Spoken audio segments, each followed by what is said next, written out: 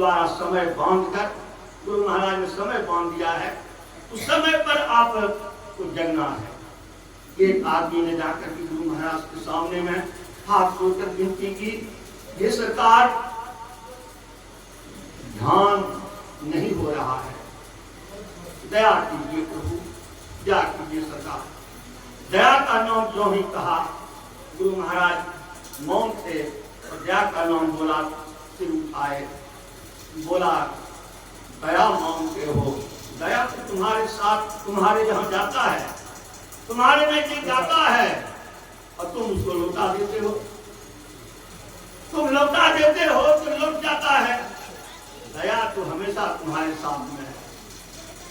कहा प्रभु कैसे दया नहीं हो रही है हुजूर, दया कीजिए हुजूर। कहा दया जा रहा है, तुम ब्रह्म मुहूर्त में जब हमारा दया तुम्हारे नजदीक जाता है, तुम सोए रहते हो। और तुम सोए हुए, सब चिड़िया जग जाती है, सभी पशु जग जाते हैं, तुम मन सो करके सोए रहते हो, दया को लौटा देते हो। कहने का अर्थ यह है कि समय जो बंधा हुआ है, तुम्हारा गुरु महाराज ने जो निर्धारित की है, ब्रह्म मुहूर्त में जगना, उसके बाद दिन में स्नान के बाद ध्यान करना, उसके बाद सायंकालीन ध्यान और स्तुति करना, ये बंधा हुआ है। अवश्य करें, इसमें कोई खर्च की जरूरत नहीं है, न कोई प्रसाद की जरूरत है, न किसी और नए कपड़े की जरूरत है। पुराना कपड़ा ही रोज से धो करके अपना आसन बना करके ध्यान कीजिए।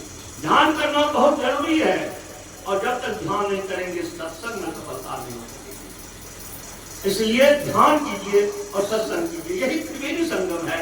वह त्रिवेणी संगम आपके शरीर में मौजूद है। अगर उस शरीर में उस त्रिवेणी में स्नान कर लिए तो आपका बेड़ा पार है। दूसरी बात है कि सत्संग जो अभी प्राप्त हुआ है हम लोगों को, क्या हो रहा है, यह इसी जन्म की कमाई नहीं है, यह बहुत जन्मों की कमाई। थोड़ा थोड़ा पुण्य जब जमा होते होते जमा हुआ, तब सदगुरु से दर्शन हुआ। सदगुरु से जब दर्शन हुआ, तब सत्संग से दर्शन हुआ। और जब सत्संग तक से दर्शन हो गया, तो ज्ञान खुला, तब हम लोग साधना करने लगे। तो सत्संग, सदगुरु और साधना, जब तक हम तीनों नहीं करेंगे, सदगुरु की कृपा नहीं होगी। सत्संग की महिमा अनंत है। अभी आप बोल रहे थे हमारे पूर्वज का अनंत है, इसका अंत नहीं है, अंत नहीं है, इसका अंत किसी ने नहीं कर सका। इसलिए सज्जनों, भगवान शंकर ने भी कहने की कृपा की पार्वती से, हे पार्वती, ये जो राम कथा तुमको सुनाया, समूचा रामायण पढ़ करके तुम्हारे मन में मोह हो गया था, लेकिन राम कथा को सुना दिया। इस राम कथा के कौन अधिकारी हैं? राम कथा के वही अधिकारी जिनको हृदय सत्संग अधिकारी।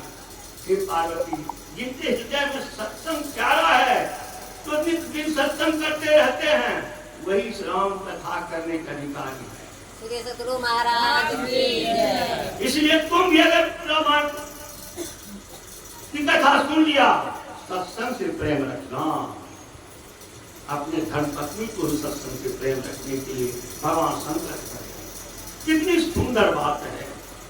और भगवान राम को कहवे किए, जब राम सिंहासन पर विराजमान थे, उधर से सनकादिक मुनि चारों भाई पहुंच जाते हैं।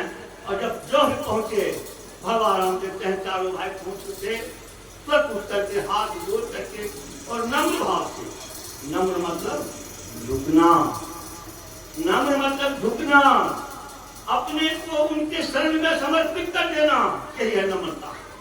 नम्र भाव से कहने लगे, बड़े भाग्य पायो सत्संगा, देव गुरुदेव आइए और सिंहासन पर विराजमान होइए। बड़े भाग्य से आज मुझे सत्संग प्राप्त हो गया। पार ब्रह्म परमेश्वर के रूप में भगवान श्री राम है, वो कह रहे हैं बड़े भाग्य से आज सत्संग प्राप्त हो गया।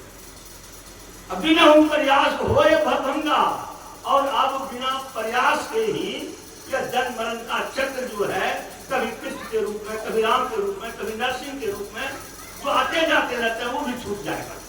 ये भगवान राम की सूच है, बड़े भाग पाए सत्संगा, बिना प्रयास होए भवभंगा। बिना प्रयास का ही जीवन का चक्र, जन्मना और मरना छूट जाएगा। जब वो वैसे भगवान राम कह रहे हैं, भगवान शंकर कह रहे हैं। अब अगर हम और आप नहीं सोचे, नहीं करें, यह गुरु महाराज की दया लौट रही है। यह सत्संग की महिमा है। सत्संग में का रुझान में इसको छोड़िए नहीं। वक्त तो हमारा टाइम पूरा हो गया होगा, लेकिन क्या करेंगे, 2-4 मिनट अगर यदि हो जाए तो हो जाए, नहीं तो 1-8 मिनट। कहने का अर्थ यह है, भगवान राम बता रहे हैं और भगवान राम यह भी कह रहे हैं अपने भक्तों से, अगर मेरी भक्ति करने के लिए चाहते हो, सबसे पहले संतों का संग करो। जब तक संतों का संग नहीं करोगे, संतों से दीक्षा नहीं लोगे, संतों के उपदेश को नहीं सुनोगे, संतों के ज्ञान से परिचित नहीं होगे, मेरी कथा में रुचि नहीं होगी। प्रथम भक्ति संतन संगा और दूसरी रति मन कथा प्रसंगा। पहले संतों का संग करो, उसके बाद मेरे कथा में तुम प्रसन्न होकर के सुनो या करो। मेरे कथा सुनने में तुमको प्रेम नहीं होगा जब तक संतों का संग नहीं करो। कितनी सुंदर बात भगवान राम कह रहे हैं, भगवान शंकर कह रहे हैं, और भगवान विष्णु तो राम के रूप में भी किए थे। अब ब्रह्मा जी एक बार चिंतित हुए, मैं मनुष्य बना करके यहाँ से भेजता हूँ, वहां जाकर के सब कुत्ता बिलाए, सुगर, बकरी, कुत्ता बिलाए सब हो जाता है। और वहां से जब आता है देखते हैं या तो पशु बन करके आया है, अब इसको फिर मनुष्य कैसे बनावे, फिर कुत्ता बिलाए इसको भेजना पड़ता है। चिंतित हो गए, सोचे किनको कहें, ठीक है भगवान शंकर से पूछते हैं। शंकर भगवान से पूछे, हे प्रभु, हे शंकर भगवान, अरे हम जिसको मनुष्य बना करके आपको सिर्फ संहार करने वाले हैं और हमको रचिता बनाती हैं, भेजते हैं यहाँ से, वहां जाकर के बकरी, कुत्ता, गिद्ध, गाय, बकरी, क्या कहते हैं, पशु पक्षी सब कुछ बन करके वहां से आता है, लाचार होकर के जोनी में हमको भेजना पड़ता है। बड़े भाग को मनुष्य पा गया, कितना जन्म 84 लाख जोनी में भटकते भटकते, मरते मरते, रोते रोते, बिलखते बिलखते, माथा पटकते पटकते, तब अगर परमात्मा की कृपा हो मुझे आदेश मिला जिसको मनुष्य में भेज दिया। और मनुष्य में जब भेज दिया, तुरंत जाकर के वहां से फिर वह गधा, कुत्ता, कुत्ती बन करके चला गया। अब तो उसको गधा कुत्ती में भेजना पड़ेगा। इसका क्या उपाय होगा, कैसे मूर्खों को समझाया जाए, क्या होगा इसमें? कोई बहुत लोग ज्ञान को बढ़ाते हैं, सब बहुत सारे ज्ञानी हैं, बहुत लोग यह कहते हैं मैं तपस्वी हूँ। भगवान शंकर ने कहा, देखिए ब्रह्मा जी, न तो ज्ञान से होगा न तपस्या से होगा। योगहीनम कथम ज्ञानम मोक्षदम भक्ति हो। कहने का मतलब है ज्ञान के बिना योग नहीं, योग के बिना ज्ञान नहीं। जो योग और ज्ञान दोनों रखता है वही निर्वाण को समीप पहुंचता है। हे ब्रह्मा जी, ज्ञान और योग का मतलब ध्यान, ज्ञान का मतलब सत्संग, सत्संग और ध्यान जो करेगा वही फिर जाकर के यहाँ से जाएगा, फिर मनुष्य बन करके आएगा। श्री सतगुरु महाराज की जय। और जो इससे छूट गया वह तो फिर 84 जाए, तो फिर 84 चला जाएगा। अब की भाषा ना पड़े, फिर 84 जाए। इसी कल्याण के वास्ते उस 84 में नहीं जाए। हमारे सुबोध बाबू की धर्मपत्नी आज पुण्यतिथि है, और उस अवसर पर जो आज हम लोग बैठ करके सत्संग कर रहे हैं, यह सत्संग का एक ही मतलब है उस आत्मा को सदगति हो, और अगर कहीं हो उसे अच्छा स्थान मिले, फिर उसे पुनः मन शरीर मिले। इसी उद्देश्य से हम लोग गुरु महाराज के शरण में प्रार्थना, विनती, स्तुति करते हुए और सत्संग का श्रवण कर रहे हैं। यही इसका उद्देश्य है। तो बड़े भाग से हम लोग सत्संग में आए हुए हैं। देवी देव समस्त, देवी देव समस्त पूर्ण ब्रह्म, क्या कहते हैं, देवी देव समस्त, सब देवी देवता, देवी देव समस्त पूर्ण ब्रह्म परमात्मा गुरु में करे निवास, गुरु में निवास करते हैं।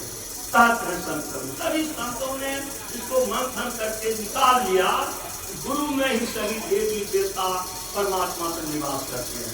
तीन लोग दो खंड में गुरु से बड़ा न कोई, करता करे कर सके गुरु करे तो हो। इस तीनों लोगों में गुरु से बढ़कर कोई नहीं है, ऐसा जानकर गुरु की सेवा निष्पत्ति करते रहें, आपका परम कल्याण होगा। और इससे बढ़कर इसी के लिए, इसी काम के लिए आपको यह मनुष्य शरीर मिला है। इसका मनुष्य शरीर ऐसे नहीं मिल गया है। इसके पहले आप 1,95,00,000 1,95,00,000 बार जन्म लिए हैं और मरे हैं। इतना बार जन्मने और मरने के बाद जब आपके आंख से आंसू नहीं छूटा, तब परमात्मा ने कहा जाओ अंत में चले जाओ। बहुत रोया। अब की अगर फिर चुप जाओगे, फिर अगर कहीं उसमें चला गया, फिर 1,95,00,000 जन्म तक फिर जाना पड़ेगा। यह शास्त्र का था, मैं नहीं कर रहा हूँ, यह शास्त्र का था। शास्त्र करेंगे आप तब पता चलेगा, विष्णु पुराण पढ़िए उसमें पता चलेगा उसमें क्या है, इस जीव का क्या गति है, क्या सुगति है, क्या दुर्गति है, वो सभी विष्णु पुराण में मिलने को मिलता है। भगवत गीता में भगवान कृष्ण ने उपदेश किया है, सभी ने उपदेश किया है। यह सत्संग जो है वह सार वस्तु है। और कवि साहब ने भी कह दिया, राम बुलावा भेजिया दिया कबीरा रोज, जो सुख साधु संग में सो कुछ न हो। कबीर साहब को वहां से बुलाने के लिए आया, चलिए आपको वहां पर स्वर्ग लोक में कुछ लोग बुला रहे हैं, वहां पर जगह आपके लिए खाली है। का क्या होगा, वहां क्या मिलेगा, का सब सुविधा है, वहां पर किसी प्रकार का दिक्कत नहीं है। सब आलिशान मकान है, आलिशान एयर कंडीशन रूम है, सब रहने की व्यवस्था है, दास दासियां है, सभी कुछ है, किसी प्रकार का दुख नहीं होगा। कहा सत्संग है, वहां पर सत्संग मिलेगा, कहा नहीं सत्संग वहां नहीं मिलेगा। देवता के लोग में सत्संग कहां से होगा? अगर देवता के लोग में सत्संग होता तब देवता लोग लड़ाई क्यों होते, मनुष्य नहीं मिलता और सत्संग सुनते। देवलोक में सत्संग नहीं है। तब कबीर साहब ने कहा जाओ जाओ तुम जाओ, वहां हमको नहीं जाना है, वैसे जगह हमको नहीं जाना है जहां पर मुझे सत्संग मिलेगा, वहां मैं जाऊंगा। उसके परिणाम तो यही है, जो विष्णु की रोटी खाना खाते हैं और भोजन करते हैं और सत्संग सुनते हैं, सत्संग करते हैं। बोलिए प्रेम से श्री सद्गुरु महाराज की जय। कहने का अर्थ यह है, बड़े भाग से हम लोग सत्संग में उपस्थित हुए हैं और बड़े भाग से सुंदर तन मिल गया है। इस तन को पा करके हम लोग अपने जीवन को सफल बनावे। बोलिए प्रेम से श्री सद्गुरु महाराज की जय, श्री सद्गुरु महाराज की जय, श्री सद्गुरु महाराज की जय।